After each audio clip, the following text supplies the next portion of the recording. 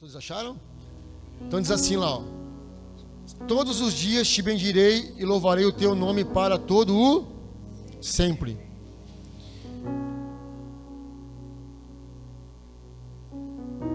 Vamos? Continua? Não está indo? Grande é o Senhor e digno de todo louvor, a sua grandeza é insondável. Uma geração contará, preste bem atenção nesse versículo, tá, queridos? Queria que você não se distraísse aí. Uma geração contará a outra a grandiosidade dos teus feitos, eles anunciarão os teus atos poderosos, proclamarão o glorioso esplendor da tua majestade e meditarei nas maravilhas que fazes. O que é necessário, no seu entendimento, para preparar uma geração? O que é necessário? O que é preciso para que você prepare uma geração?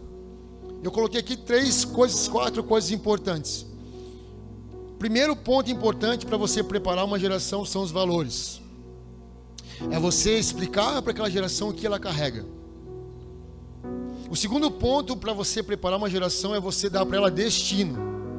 Salmos, quando fala dos pais, Salmo 129, eu acho que diz, né?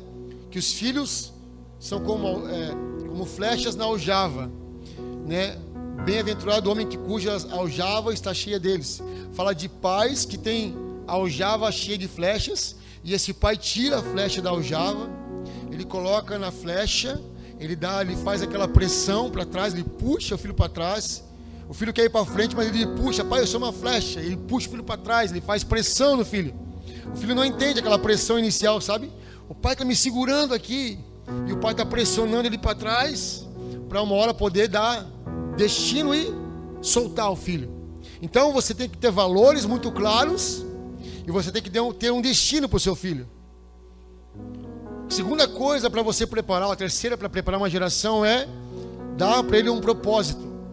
Valores é o que ele carrega, destino, para onde ele vai, e propósito, por que ele vai. São três coisas importantes para preparar uma geração. E eu quero que você permaneça comigo, porque para que você prepare uma geração, é uma coisa muito importante que você precisa fazer. Uma geração, ela só é preparada com uma semente. A forma de você preparar uma geração, ou preparar uma coisa, é você plantar uma semente. Por que uma semente, pastor? Eu gosto do texto que fala em João capítulo 12, versículo 23 ao 26. Diz assim, João 12, do 23 ao 26, fala assim, e ele aqui, mas foi colocar lá, né?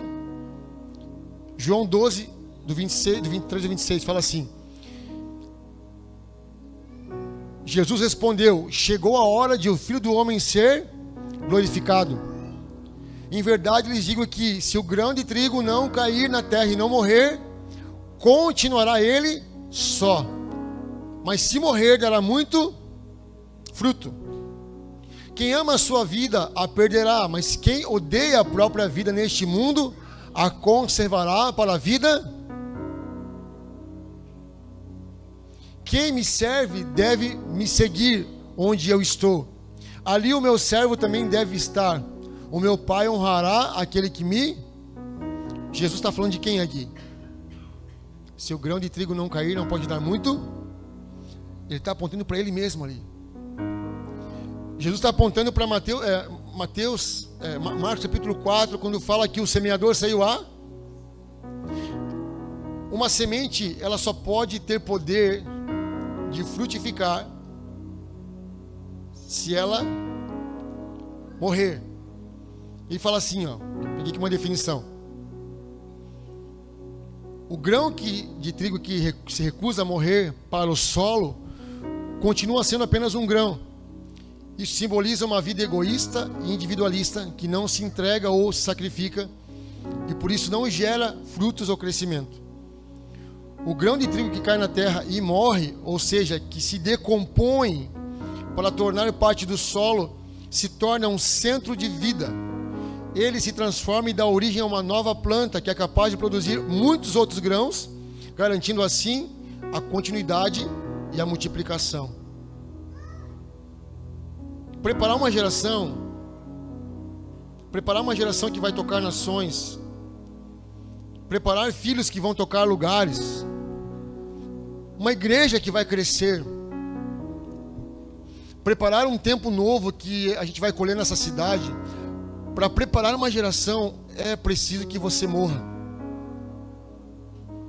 porque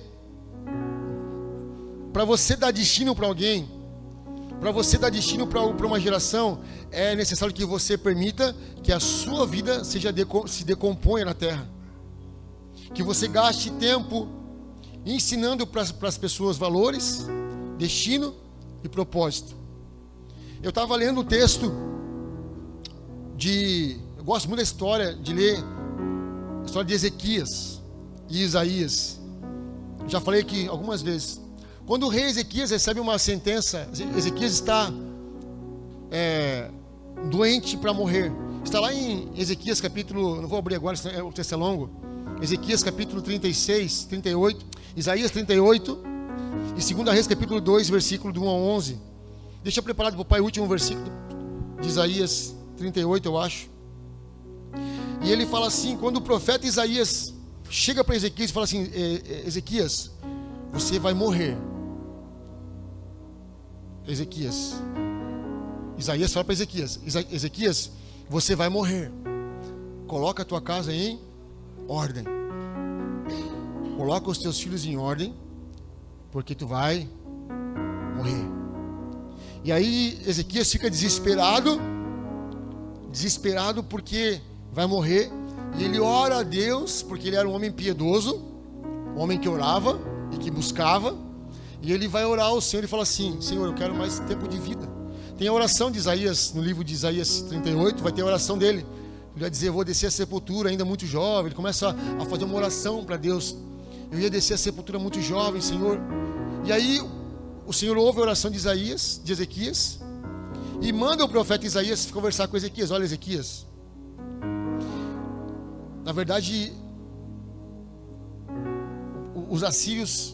os babilônicos iam destruir a sua cidade, mas eu, por misericórdia, não vou permitir que isso aconteça.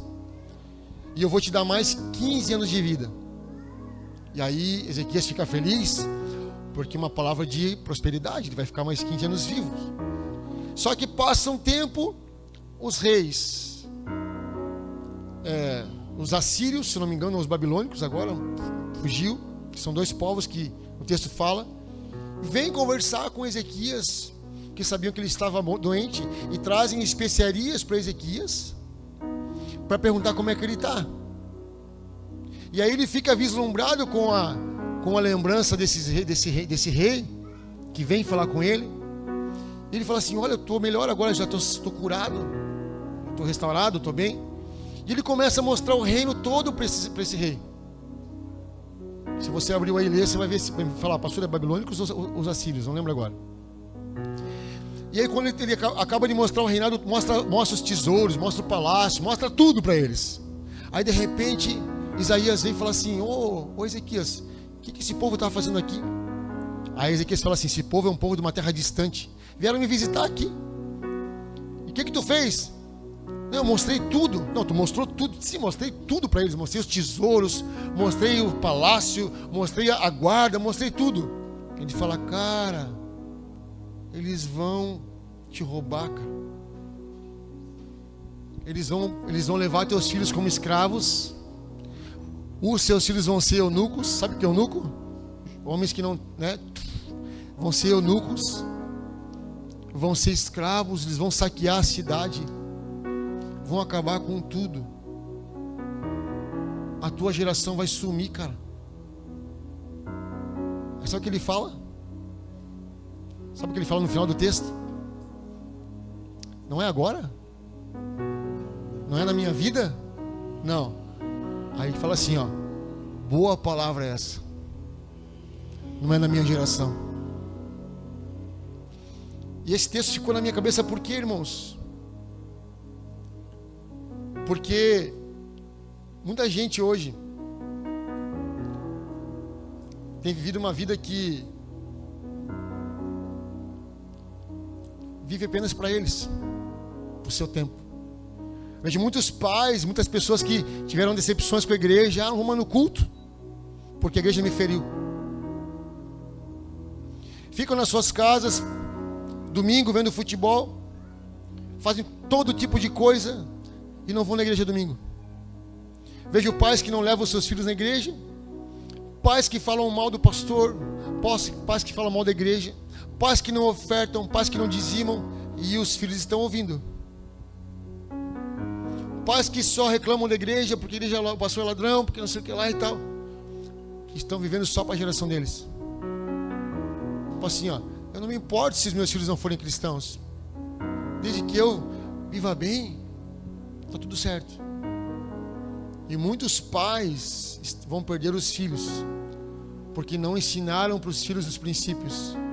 Não estão dando destino, direção e propósito. Os filhos vão olhar para eles e vão dizer assim: tá, mas o pai não vai na igreja, o pai não dizima, o pai não oferta, o pai não teme o Senhor, o pai odeia os pastores, o pai odeia a liderança, o pai odeia tudo. E de fato tem pais que foram feridos, como eu falei aqui. Tem pessoas que a igreja feriu de verdade. Sim, eu concordo. Como nós também às vezes ferimos a igreja, nossos irmãos, os pastores, por nossa desobediência, porque somos cabeçudos, porque somos desobedientes. Não é só lá que ofende, aqui também ofende.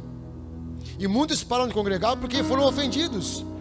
Só que o princípio não deixa de ser princípio porque alguém quebrou o princípio. Porque alguém te ofendeu na igreja, não quer dizer que você tem que deixar de congregar.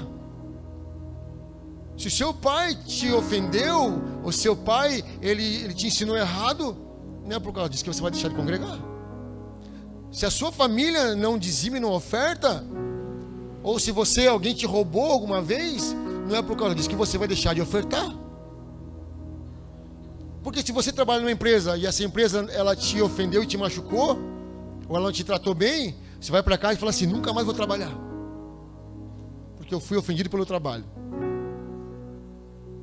Você muda de empresa, irmão, mas você continua obedecendo o princípio de trabalhar. É ou não é verdade? Nossos filhos, às vezes, a gente foi filho, hoje a gente tem filhos. Aí eu não vou pedir para o pastor para comprar um carro, eu não vou dizer para ele onde eu vou pregar, onde eu vou domingo, porque eu não tenho que prestar conta para ninguém. Porque esse negócio de paternidade é controle, é domínio, então eu vou fazer sozinho. Aí quando você tiver um filho, que você chegar em casa, ele não estiver em casa, você foi, eu saí, pai. Aí você vai sentir o que é um filho sair de casa sem perguntar, sem te falar onde vai. Aí vai dizer: pai, não preciso eu já sou de maior, eu não preciso mais te falar onde eu vou. Meu filho, eu preciso saber onde você está. Primeiro que eu vou orar por você. Se acontecer alguma coisa, quem vai ter que te buscar é eu. Assim é Deus. Eu vou fazer o que eu quero. Aí Deus fala assim: se tu não conversar comigo, você não pedir conselho para um pastor mais velho, depois quando der o BO, quem te busca? Então muita gente deixa de... Eu até vou contar aqui um testemunho nosso, que a Denise foi lá em casa conversar comigo, a gente, né, minha prima, mais velha do que eu, e ela fez uma coisa que eu achei interessante. Por quê? Porque ela não congrega aqui diretamente, ela tem um outro lugar que ela congrega, posso contar, né?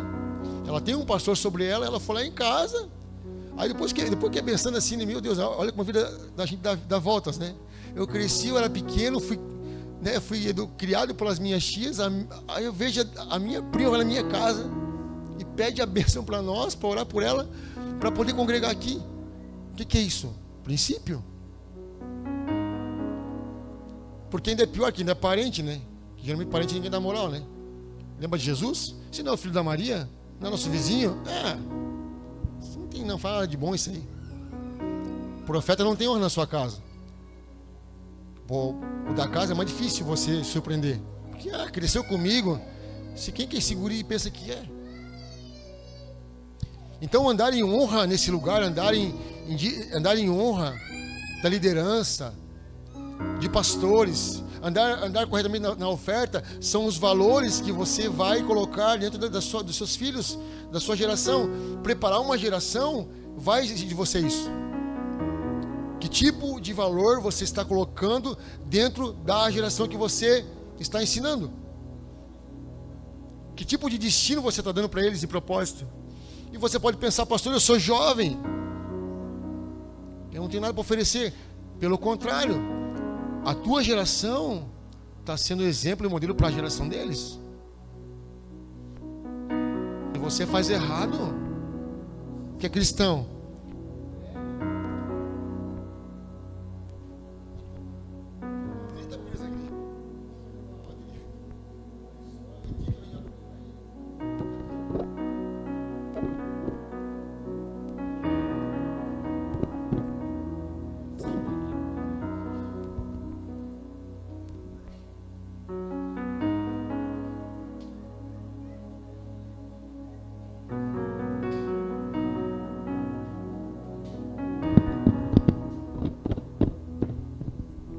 Então, a tua geração, Cauã, aponta para eles. A minha geração também aponta. O nível de temor que tu aponta, que tu demonstra de responsabilidade e compromisso, é o nível que eles vão conhecer e vão reproduzir a mesma coisa. São os valores que você está impregnando dentro deles. Se você é uma pessoa generosa, se você é generoso no que você faz, se os seus filhos veem que você é alguém generoso financeiramente, os seus amigos veem que você é generoso financeiramente, que você oferta, que você tem um coração desprendido, você vai preparar uma geração. Muitas pessoas pensam assim, pastor, não faz mal como eu ando. Claro que faz mal como você anda, porque você está apontando para eles um destino.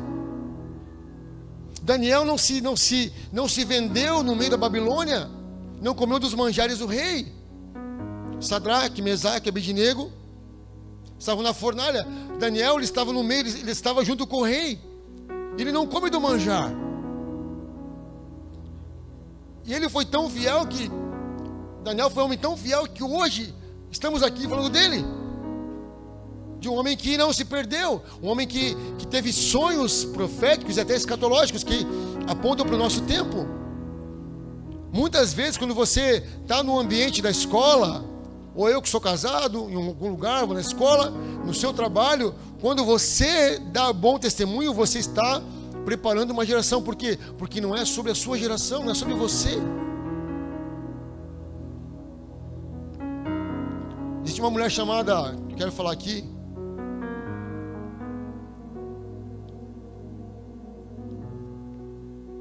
Susana Wesley. Alguém conhece Susana Wesley? Quem foi ela? Susana Wesley foi mãe de John Wesley e Charles Wesley.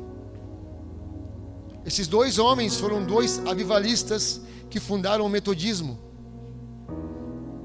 Só que nas histórias, quando você vai ver os autos, eles chamam a mãe de John Wesley da mãe do metodismo. Embora os filhos tenham fundado o metodismo, a igreja metodista, embora eles tenham fundado, a história reconhece que quem foi mãe do metodismo foi Susana Wesley. Sabe por quê? Porque Susana deu educação sólida para os filhos, o que era incomum para a época.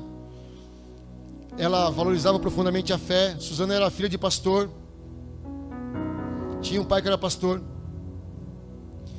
Ela era a 25ª filha de um pastor e recebeu uma educação religiosa e intelectual incomum para as mulheres da sua época. Ela era casada com um pastor, Samuel Wesley. Ela teve 19 filhos. Agora pensa comigo aqui, irmãos. Ah, pastor, não tenho tempo. Pensa comigo aqui.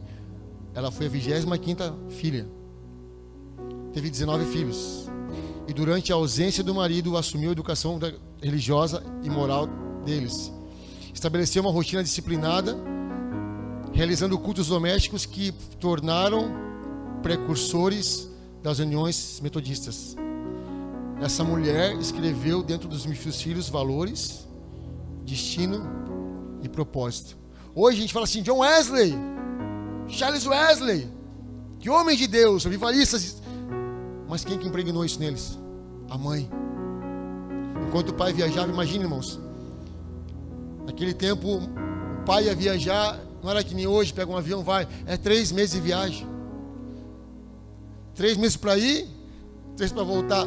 Tem pai que ficava em casa só 6 meses na vida, porque vou para Londres, pegava um barco, 1 mês de viagem, 1 mês e pouco de viagem, ficava lá 2 meses, aí vou mais 1 mês para voltar, aí ficava em casa, vou pregar em tal lugar, pegava um barco, tempestade, e voltava de viagem de novo.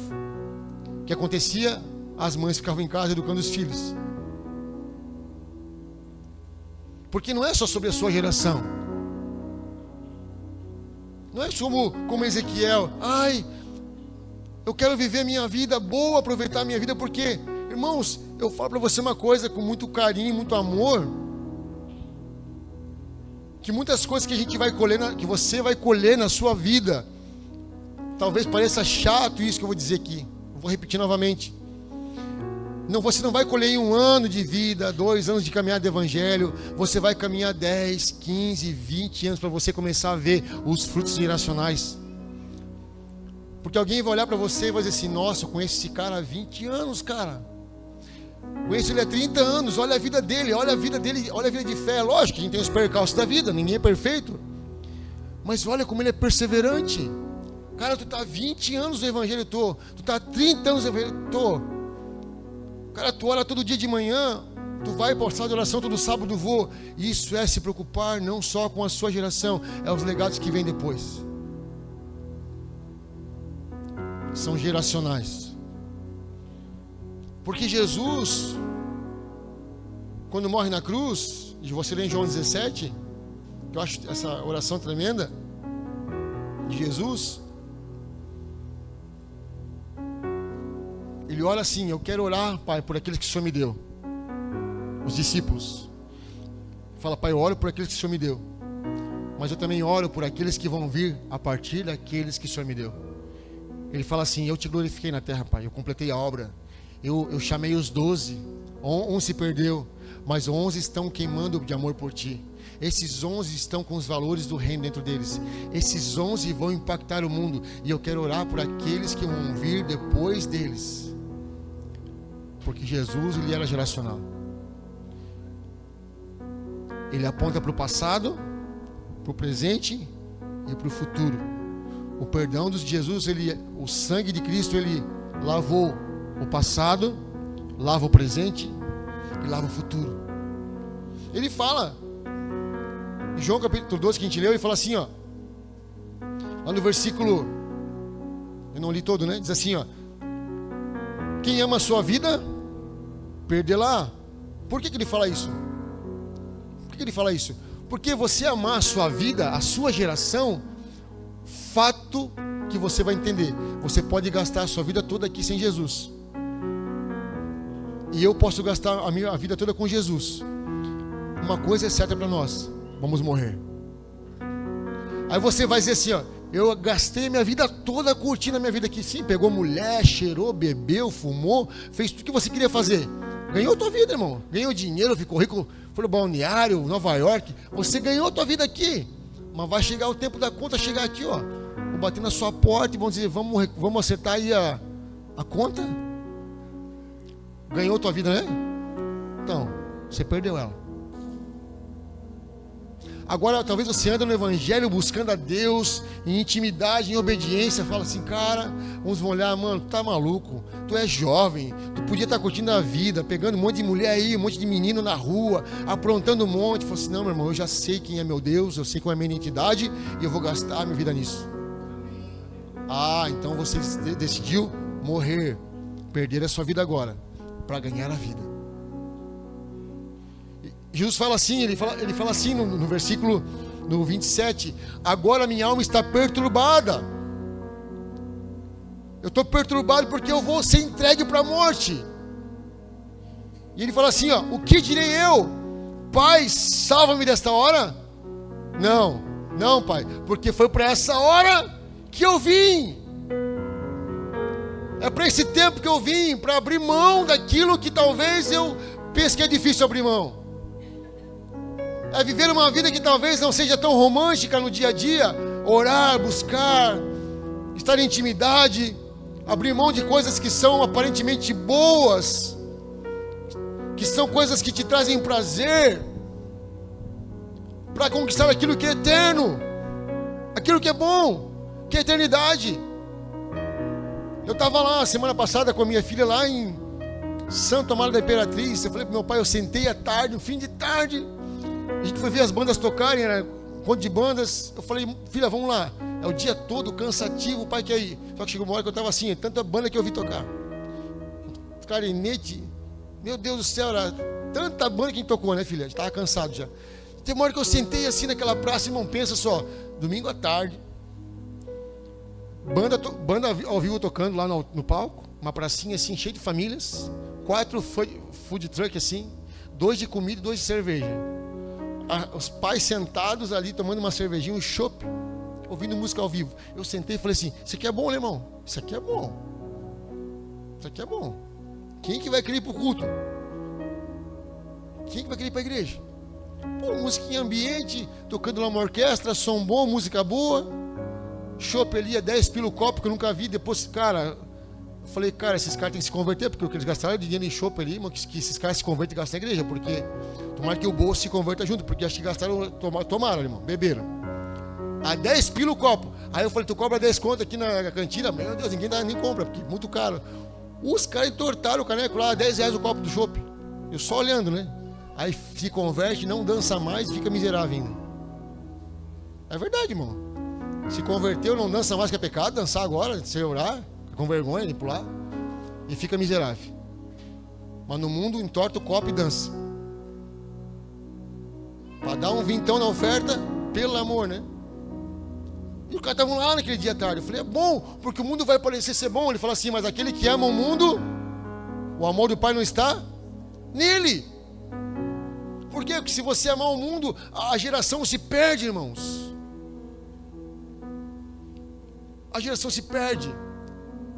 Eu oro a Deus que ontem o Judá dizia que ele tem um sonho, que ele colocou uma meta da vida dele, que é conquistar 1 bilhão de almas. Irmãos, 1 bilhão de almas. 1 bilhão de almas. Tem hora que a gente chora assim, sabe? A gente chora porque fala, Senhor, eu quero muito viver isso. Eu quero viver muito isso, sabe? Eu estava semana sentado assim, pelo amor de Deus, eu não quero ser um crente, cara, conformado, consumista, sabe, de culto, sabe?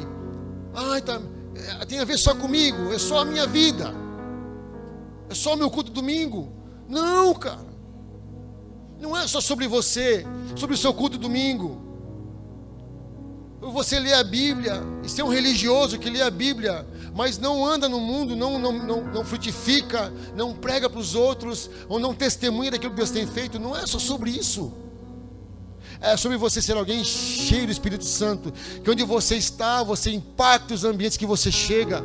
É você se preocupar com a geração que vem depois, seja o seu amigo, seja o seu sobrinho, seja o seu primo, seu irmão, seja alguém da sua família que você conhece, alguém que precisa conhecer o Evangelho, que você vai mandar uma mensagem, mandar um vídeo, vai conversar, vai orar por ele. Às vezes é só orar por ele, que nem não dá para conversar, só orar, mas você vai se preocupar com a geração dele, porque não é só sobre nós.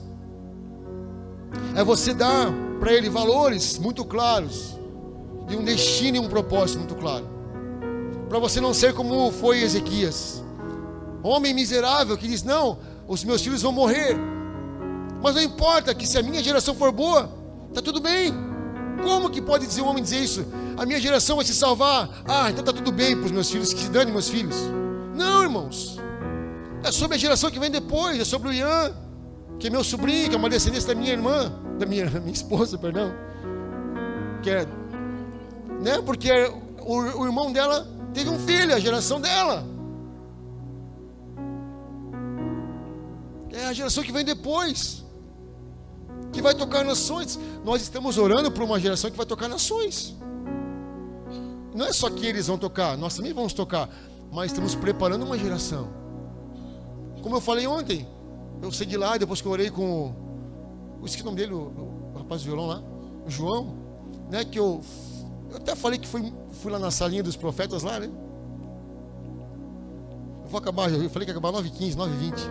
Se tá bom para você, eu continuo. Mas eu estava lá, né? Irmãos, pensa como é bom receber, irmãos. Pensa, eu fui do culto sexta-noite, fui sábado à tarde, fui à noite, o meu pai foi. Meu Deus do céu. Meu pai estava lá querendo falar em línguas. Falou? Não, estava lá, pô, 73 anos de idade, estava lá das 3 da tarde às 11 da noite, recebendo, irmãos. Buscando, foi na quinta por remissão, foi na sexta no Judá Bertelli à noite, ficou até meia-noite, foi no sábado à tarde, foi sábado à noite. Eita glória! Tá cheio o vaso. Eu pensei que ele ia rodopiar ontem lá. Eu estava só esperando ele cair para me mandar para o pastor Roberto. Eu ia bater uma foto, mas ele não caiu, eu não vi ele cair.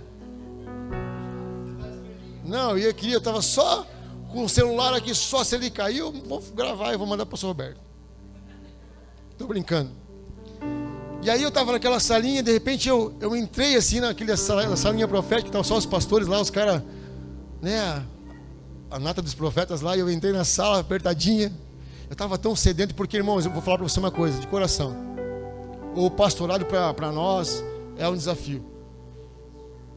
Agora em dezembro, em janeiro, fazem 4 anos de igreja. E a gente já viveu muita coisa nesses 4 anos. Nossa! E eu falo para os... Me perguntam, né, pastor, como é que é? Ah, irmão, é pior do que eu imaginava. E é melhor do que eu imaginava. Que é bom e é ruim. Porque tu não tem noção, irmãos. Tem dias que a gente está meio... A tampa está aqui, ó. E aí quando tu vai para um culto para receber, ô irmãos, só entra, né? Não faz nada, só senta e recebe. Pô, cara, aí tu vai lá, cara. E aí ontem à noite a Denise falou, vamos lá com os profetas, eu não quis ir. Depois o pastor Luke me chamou, falei, pastor Luke, me leva lá.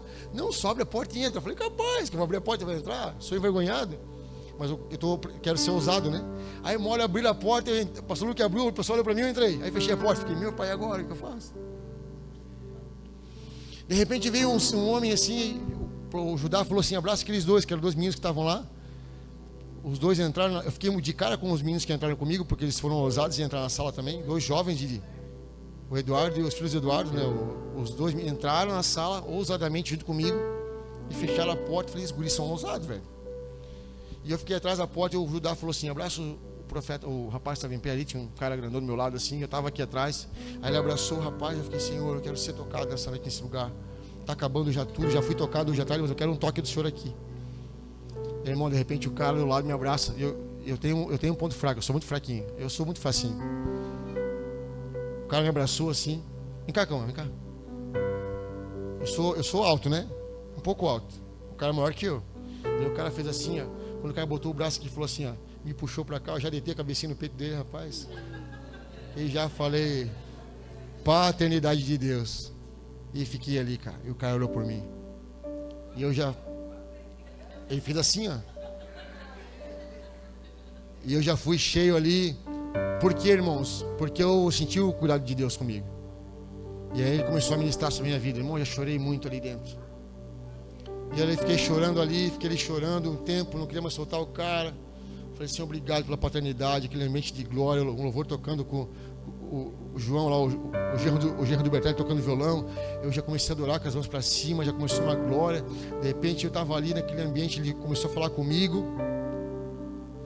E aí esse homem mais velho do que eu orou por mim. Quando eu saio da porta, eu encontro o músico lá, o João, do louvor. Aí eu falei, cara, eu estou aqui, eu vou pedir para ele orar por mim. Eu falei, pode orar por mim? Irmãos, um jovem de 20 anos de idade, cheio de Deus, me chama como uma autoridade. Vem cá, encosta aqui. Encostou a minha cabeça dele assim. Eu vou encostar. Um jovem de 21 anos, orando com um cara de 45. Vem cá. E começou. Ah, irmão. Ei, Jesus.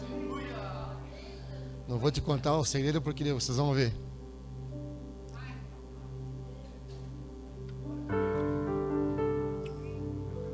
É uma geração. Salmos 145, uma geração contará a outra geração as grandezas do Senhor. Assim como eu toco gerações, mais novas, mais velhas, eu recebo das mais novas também. Um jovem de 21 anos que abriu mão, casou com uma menina virgem, ele era virgem, ela era virgem, ela beijou ele no altar. Os dois se beijaram no altar, só no altar. Você acha que isso é impossível? Se você não se corromper nesse sistema, o Senhor tem coisas grandes. Um jovem que já pisou em algumas nações com 21 anos de idade, ele falou para mim: estou indo para os Estados Unidos agora, semana que vem, para ministrar lá. Ele ministrou no Dunamis para quantos jovens que ele falou? 500 jovens. Louvor para o Dunamis Farm. Eu sei que a gente foi lá a gente admira muito o Hotel Hayashi, né? A gente foi lá na Zion ano retrasado. Conheci o hotel, conhecemos a Sarah Hayashi, conhecemos a irmã dele, né, a Zoe. E a gente sonha muito com o que tem lá nessa cidade. E um jovem de 21 anos andando nesse lugar, irmãos, que eu não andei ainda. Vou andar, já estou andando. Deus já me colocou em algumas pessoas na minha vida para me andar, graças a Deus, para a gente andar. Mas você precisa se preocupar com uma geração. Uma geração alcançou você, sim ou não? Pais pregaram para você. Pessoas que talvez você não conheceu na sua vida tocaram você em algum momento da vida, porque foram pessoas que abriram mão de viver a vida na terra para viver o reino de Deus. E através dessas pessoas, elas tocaram você e eu. E nós temos que fazer a mesma coisa. Porque Jesus, Ele levou sobre si todas as nossas iniquidades. O castigo que nos traz a paz estava sobre Ele. Pelas suas pisaduras nós somos, porque Ele é um Deus geracional.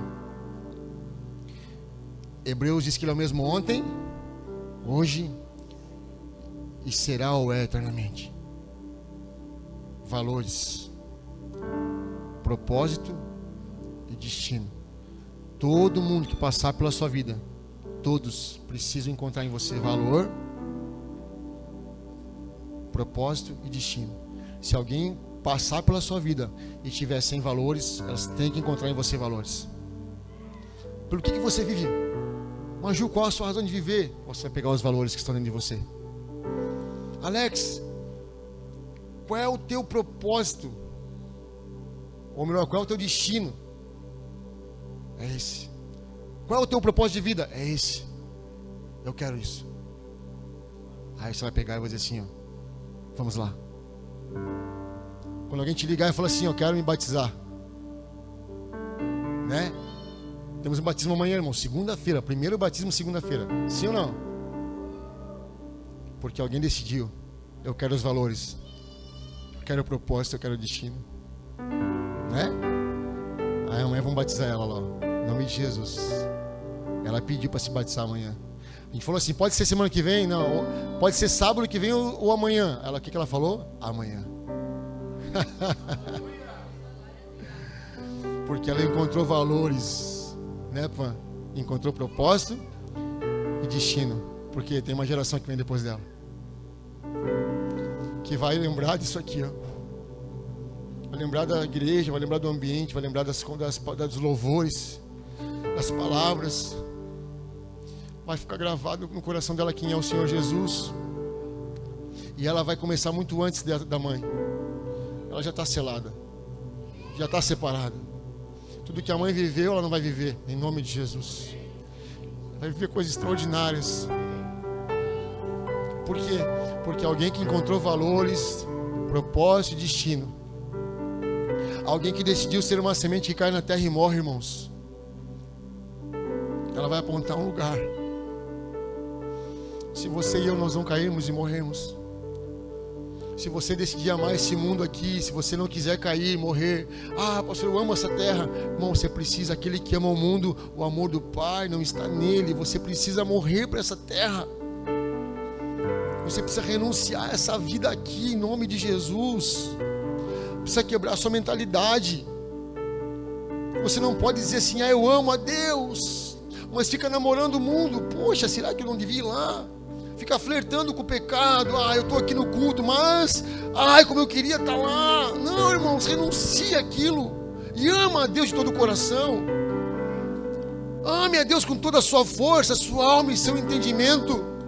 Entrega tudo para o Senhor. Entrega a sua vida completamente. O seu caráter, seu comportamento, a sua forma de falar, de pensar, de viver, de agir. Eu sou assim mesmo. Você não é assim, eu não sou assim. Nós somos cheios do Espírito Santo de Deus. Viva com intensidade para o Senhor. Viva com expectativa, sabe?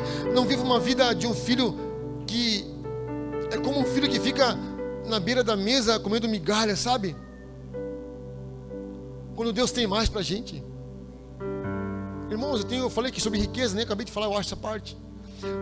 Eu tenho certeza que o Senhor tem riquezas para nós. E às vezes ficamos na beira da mesa comendo só as migalhas que caem da mesa. Sabe aquela mulher que diz assim: Senhor, deixa eu comer só as migalhas que caem, como os cachorrinhos comem à beira. E tem pessoas que vivem o evangelho assim, comendo das migalhas que caem da mesa, quando deveria estar sentado na mesa. Porque todos os dias fica lutando com a mentalidade de orfandade. Eu falo que eu sou esse cara, amor. Eu passei por muitas situações assim. Graças a Deus, o Senhor tem quebrado a minha mente em muita coisa. Por quê? Porque a minha mente precisa mudar. Porque se a minha geração não mudar, se a minha mentalidade não mudar, eu não mudo a mente das minhas filhas. Eu não mudo a mente da igreja. Porque se eu falar para você que dinheiro não presta, você não vai querer dinheiro. Agora me explica uma coisa: como é que você tem dinheiro e renuncia ao mundo? Dependência. Dependência. Ageu capítulo 1 falou: vocês trabalham muito e colhem pouco, porque vocês estão comendo só para vocês. Agora quando você depende no reino, eu acredito que nós vamos ter muitos testemunhos aqui nesse lugar de dependência de Deus. Estou indo para o Maranhão pela segunda vez em nome de Jesus, sem ter dinheiro. Na dependência. Alguém bancou, porque o dinheiro está na mão de alguém. E quando o dinheiro está na mão de pessoas que entendem o reino, elas liberam o dinheiro, porque o outro filho possa ir. E eu quero que você seja essa pessoa. Que o Senhor vai colocar nas suas mãos muito dinheiro, mas você vai liberar para o outro ir. Você vai liberar para os profetas, para as nações, para os pastores, para os irmãos da igreja, para aqueles que você vai semear em terra fértil. Porque Jesus, Ele fez isso por nós. João capítulo 12 fala: se o grão de trigo não cair e não morrer, ele não pode dar. Era sobre ele que eu estava falando. Eu preciso morrer para que muitos possam viver. E ele falou: Pai, a minha alma está perturbada, mas foi para essa hora que eu vim. Vocês vão passar talvez por perturbações, por coisas que vocês, talvez a carne vai gritar. Vai gritar. Mas você fala assim: não vou vender, não vou me vender. Talvez você vai gritar por você levantar de manhã, você orar, e você vai gritar: não vou querer orar. Você vai dizer: eu vou, porque eu vou gastar tempo em oração, eu vou gastar tempo em intercessão, eu vou gastar tempo meditando na sua palavra. Eu vou, talvez você venha no GPS na quarta. É besteira vir no GPS quarta-feira, irmãos. Não é besteira, quarta-feira é bênção. É partilhar a vida com os irmãos, é ser cheio do Espírito Santo, é receber dons, é vir num culto como esse, você ser tocado, você ser ativado em algumas coisas. Deus tem coisas para ti, para tua geração, cara, para tua família, para o Isaac, para o Samuel. Vocês pensam que vocês são pequenos ainda? Não, Deus já está fazendo com vocês, cara. Tudo pronto, tudo preparado.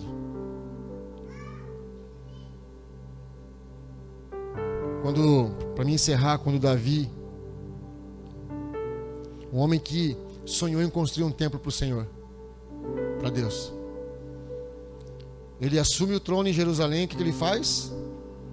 Primeira coisa que ele faz: eu não posso reinar sem a presença de Deus. Ele já tinha sido ungido pelo profeta Samuel. Ele já tinha autoridade para poder. Ele é colocado como rei sobre Israel, porque ele era um guerreiro. O povo escolhe ele. Ele podia falar assim: ah, está tudo se cumprindo, está tudo certo, é só entrar e reinar. Ele fala: não posso reinar se a presença não estiver comigo. Ele vai buscar a arca em Kiriat Jearim. Você sabe da história? A arca cai do carro de boi, Uzá morre. Depois ele volta a buscar, uma caminhada de 1 mês e pouco, eu acho, não lembro direito, sacrificando. E ele entra em Jerusalém dançando, celebrando. E aí Mical, sua esposa, fala assim: que vergonha, um rei dançando, trazendo a arca, mostrando as partes íntimas para o povo. Sabe o que aconteceu com Mical? Ficou estéril. Porque em vez de ajudar Davi a trazer a presença, falou mal do rei, não honrou Davi. E aí Davi bota a arca da presença embaixo de uma tenda e fica 32 anos ministrando louvor perante a arca. 4.000 músicos, 288 cantores, tangedores, ministério de dança profética. E aí ele tem um sonho, tem um desejo: eu quero construir eu não darei descanso aos meus olhos enquanto o Senhor não tiver um lugar para repousar. Eu estou aqui nesse palácio, no dinheiro, eu estou aqui no poder, mas eu não posso deitar aqui na minha cama com o meu recurso e deixar que a arca do Senhor esteja debaixo de uma tenda. Quero construir uma casa para o meu pai. O que ele faz? Ele vai orar. Aí Natan vem falar com ele, né? Acho que é Natan. Não, tu não vai construir o templo. Quem vai construir vai ser o teu filho. E aí ele pega, passa os anos, ele abençoa o seu filho. Salomão. Salomão constrói o templo. Davi pega todo o recurso que ele tinha financeiro, que não era dele, quem deu foi o Senhor. Ele só devolve para o Senhor o que já é dele. E aí Salomão constrói o templo. Primeira vez, olha só, 32 anos, os músicos ministrando debaixo da tenda. Não tem relato nenhum de manifestação de Deus ali. Só louvor e adoração correndo direto.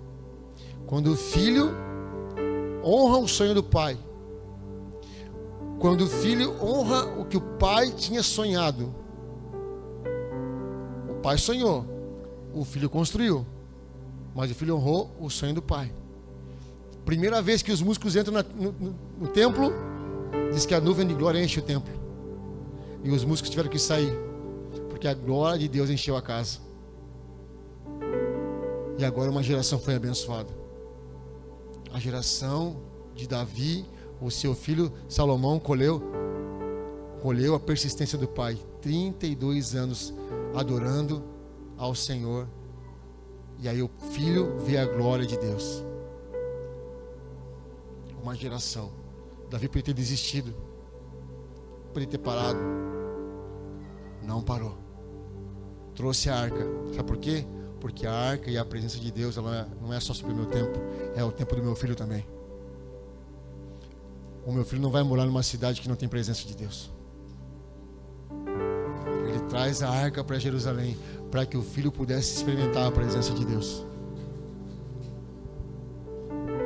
Custou para Davi dinheiro, custou tempo, custou a vida, para que uma geração contasse para outra geração as maravilhas do Senhor.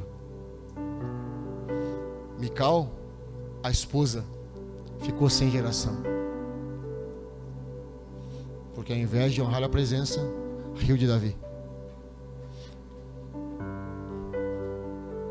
O Senhor quer que a gente não viva só para nós, queridos. Viva para uma geração.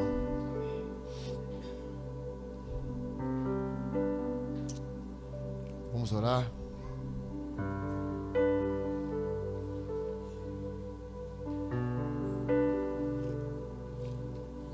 Pode apagar essa luz aqui, a geral, deixar só as laterais, filho? Ah, Jesus. Essa noite, Senhor, é uma noite tão especial, como todo culto é. Uma noite, Pai, de renovação de aliança, de transformação de vida, de renovo na alma, de toque profundo no nosso ser. Quando a sua palavra é liberada num ambiente profético de concordância, os céus e a terra estão ligados nessa hora. E tudo que é dito aqui no ambiente de concordância pode acontecer. E vai acontecer se houver concordância entre 2 ou 3 em meu nome. Por isso, Pai, nós oramos nessa noite que nós queremos ser uma geração, Pai, ou homens e mulheres geracionais. Que os nossos filhos, nossos netos, os amigos mais próximos possam colher a nossa obediência. Que as gerações que vão vir depois de nós possam experimentar, Deus amado, a Tua glória e a Tua presença. As gerações, Pai, que já passaram por nós, a geração antiga, nós queremos honrar essa geração passada. E queremos até aqui nessa noite pedir perdão, porque talvez ofendemos a geração passada. Desonramos a geração passada. Falamos mal de pastores, ofendemos, xingamos. Muitos pastores morreram em ambientes de rebeldia. Muitos pastores foram para a cova em ambientes de briga. Foram caluniados e morreram debaixo de calúnia nessa cidade. Homens de Deus que gastaram sua vida para chegar até aqui, talvez foram expulsos daqui dessa cidade. Ah, Deus, pedimos perdão. Perdão porque não honramos a geração que estava apontando para nós um lugar. A geração que estava colocando valores. A geração que estava colocando propósito e destino. A geração que tinha caído na terra para morrer. Nós não honramos a semente. Nós pisamos a semente e matamos a planta. Homens que gastaram sua vida, mulheres que gastaram sua vida no Evangelho, para apontar um destino, um caminho com seus valores. Muitos mataram, muitos apontaram o dedo, muitos ofenderam. Pastores que entraram em crise de depressão, perderam casamento, perderam filhos, porque entregaram tudo para a igreja, e a igreja apenas os expulsou de lá. Nós pedimos perdão, Senhor. Pedimos perdão, Senhor, por termos usado nossa boca com maldição. Pedimos perdão até nominalmente aqui. Se você fez isso para alguém, você peça perdão em nome de Jesus. Porque nós queremos ser uma geração que aponte para outra geração a grandeza do Senhor. Senhor, vem remir, Pai, a geração que está chegando agora, para que elas não colham as maldições do passado, para que elas não colham a rebeldia do passado, mas a geração de hoje, Pai, de agora, seja tocada e tomada pelo Teu poder, Senhor.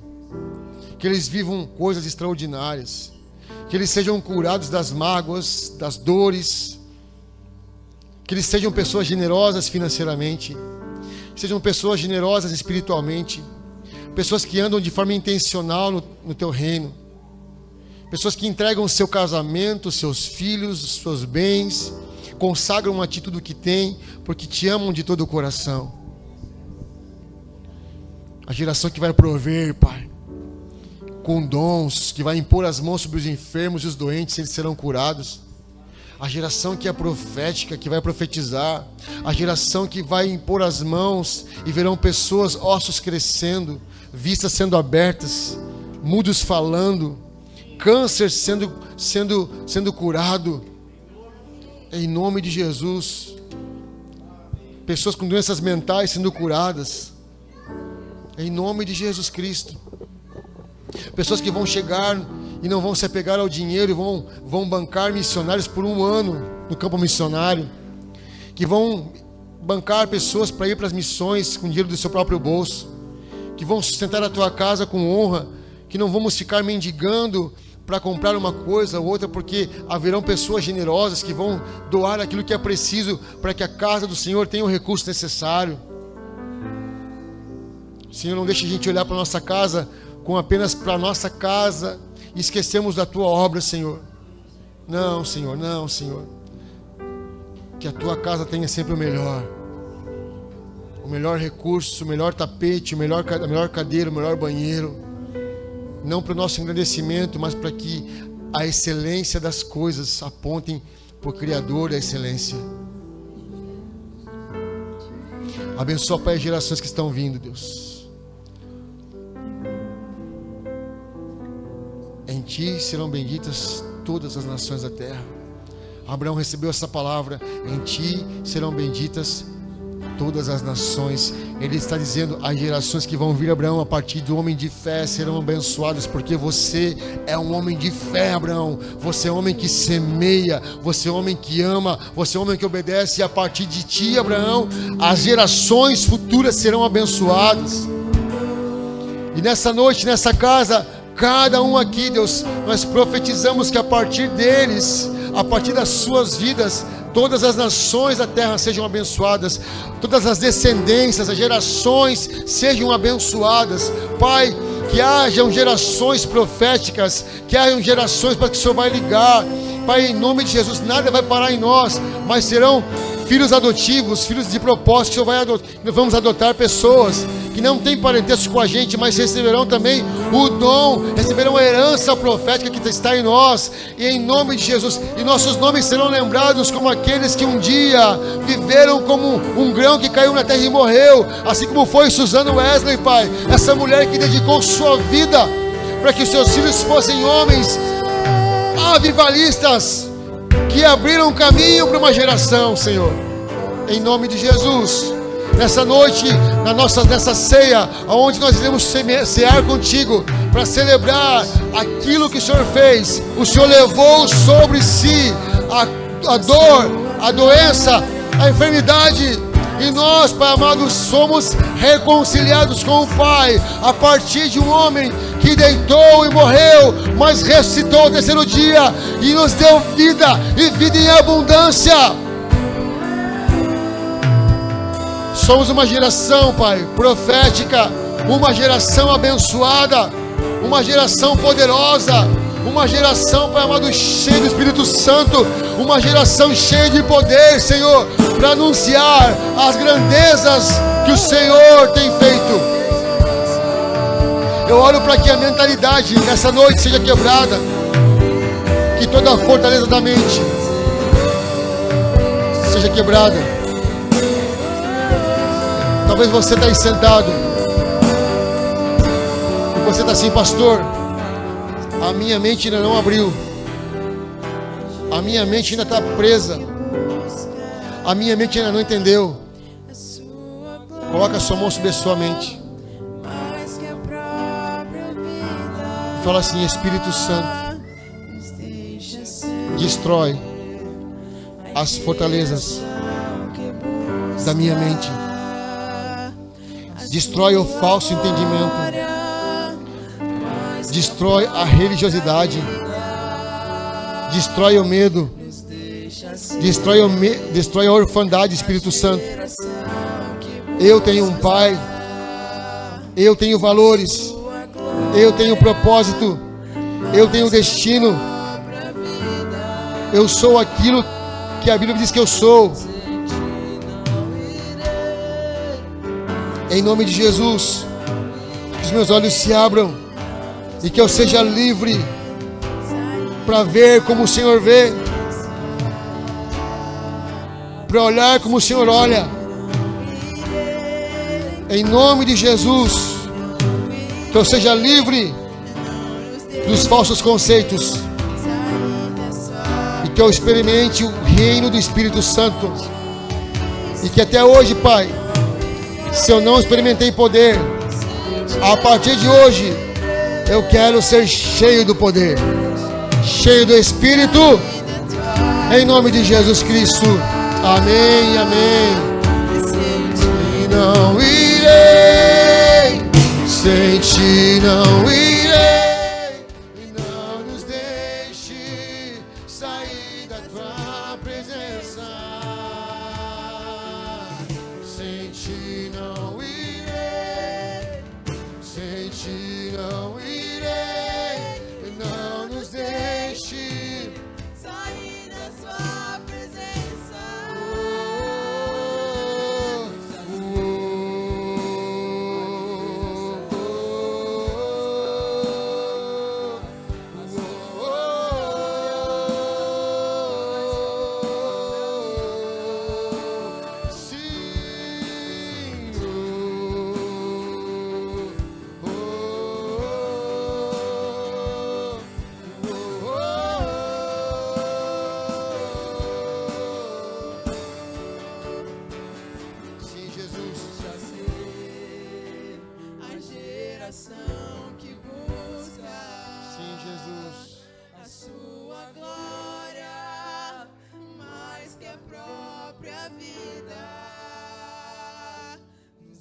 deixa ser a geração que busca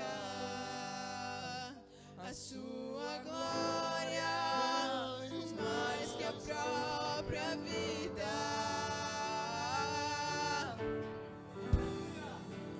Jesus. Sim, Jesus. Pai, nós apresentamos essa noite esse pão e esse vinho. Nós consagramos a Ti, Pai, nessa noite o pão e o vinho. Esse pão que representa, Pai, o Teu corpo partido em nosso favor. Obrigado, Senhor, porque o Senhor partiu o Seu corpo naquela cruz para que eu tivesse vida. Obrigado, Pai, por esse cálice, por esse suco de uva que representa, Pai, o Teu sangue que foi derramado em favor de nós, que nos purificou de todo pecado, o único sangue, o sangue santo, o sangue do Cordeiro de Deus, o sangue que tirou o pecado do mundo. Te agradecemos, Pai, nessa noite. Nós te exaltamos, Jesus, pela Tua bondade. Em nome de Jesus, eu quero te convidar nessa noite, você está em comunhão com o corpo de Cristo. Se você entendeu o que a ceia representa, se você diz estou em paz com o corpo de Cristo, quero te convidar a ceiar, que você fique de pé nessa noite, em nome de Jesus. Se tome seu cálice nas suas mãos e permaneça de pé, enquanto a gente vai cantar uma canção, para a gente poder ceiar em nome de Jesus. Não nos deixe sair da sua presença. Sem ti não irei, sem ti não irei, e não nos deixe sair da sua presença. Sem ti não iremos, sem ti não irei, sem ti não irei, e não nos deixe sair da sua presença. Sem ti não iremos, sem ti não irei, sem ti não irei, não nos deixe sair da sua presença. Sem ti não irei, sem ti não irei, não nos deixe sair da tua presença. Não nos deixe sair. Sem ti não irei, sem ti não irei, não nos deixe sair da tua presença. Sem ti não iremos, sem ti não irei, e não nos deixe sair da tua presença. Sem ti não irei, sem ti não irei, e não nos deixe sair da sua presença.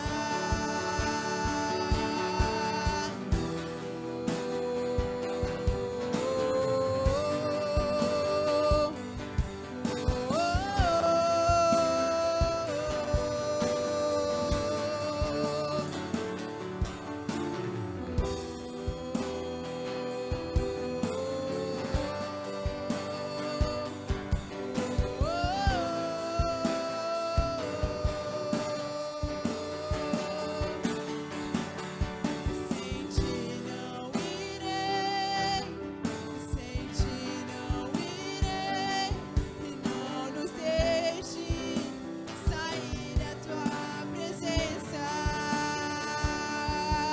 E sem ti não irei, Sem ti não irei, não nos deixe sair da Tua presença.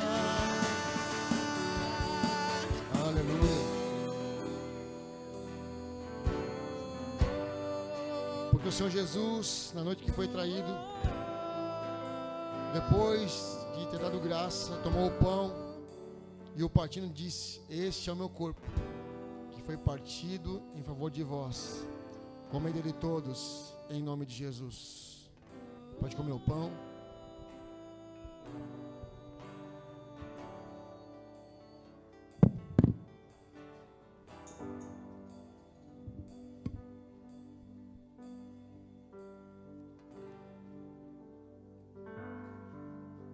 Semelhantemente, depois de ter partido o pão e dado graças, tomou o cálice e disse: este é o sangue da nova aliança. É o sangue do novo tempo, o sangue da geração redimida, o sangue da geração curada. Tomai deles todos vocês, porque todas as vezes que comerdes o pão e beberdes